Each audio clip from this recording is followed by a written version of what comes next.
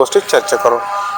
साहेब मला सांगा, तुम्ही आता इलेक्शनमध्ये फॉर्म भरलेला आहे, का निवडणूक का लढवाय अशी इच्छा झाली तुम्हाला? मी फल्लू उत्तमराव तांबे निवडणुकीसाठी लढतोय. मी एक अपक्ष उमेदवार आहे 22 क्रमांकाच्या बॅटरी या चिन्हावर. कारण हे की मी 1971च्या लढाईमध्ये मी सैन्यात पळून गेलो घराहून देशसेवा करण्यासाठी आणि तिथूनही रिटायर झाल्यानंतर PSIची परीक्षा देऊन MPSC देऊन पुन्हा रिटायर झालो पोलीस इन्स्पेक्टर म्हणून. आता मी सेवा करीत असताना आता पाहतोय की माझ्या देशाची लूट हे बरीचशी या बाकीच्या उमेदवाराकडनं होत आहे.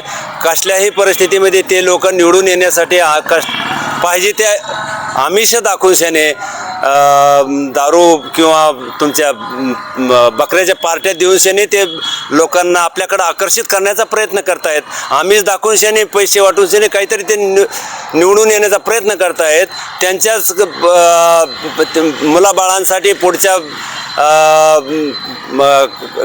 पदावर येण्यासाठी ते प्रयत्न करतायत. तेव्हा मी पुन्हा या युद्धामध्ये याच्यासाठी सहभाग घेतला की सर्वसाधारण जनतेच्या जी प्रश्न आहेत, सोयाबीनला भाव नाही, कापसाला भाव नाही, वचनं देऊन त्यांनी भाव दिलेला नाही आणि आता जी काही परिस्थिती सर्वसाधारण समाजामध्ये एक भीतीचे वातावरण बनलेले आहे, भयभीत झालेले आहेत, भ्रमात पडलेले आहेत आणि त्यांना पुन्हा स्थिर स्थावर आणि आपल्या माजलगाव मतदारसंघाचा विकास करण्यासाठी मी पुन्हा देश लढण्यासाठी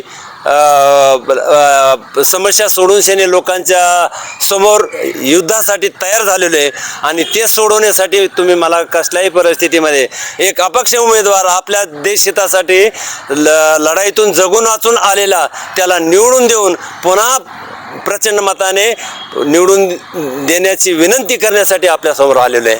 तुम्ही मला बॅटरी 22 क्रमांकाच्या चिन्हावर मतदान करून उदार मतदाने पुन्हा ह्या लढाईत थाप देऊन सनी लढ म्हणा.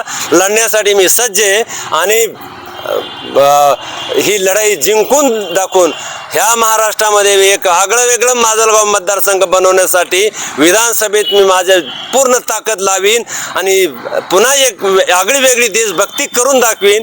याच्यासाठी मला मतदान करून द्यावा हीच माझी आपल्यासमोर नम्र विनंती आहे. एवढेच बोलून मी माझे 2 शब्द संपवतो. जय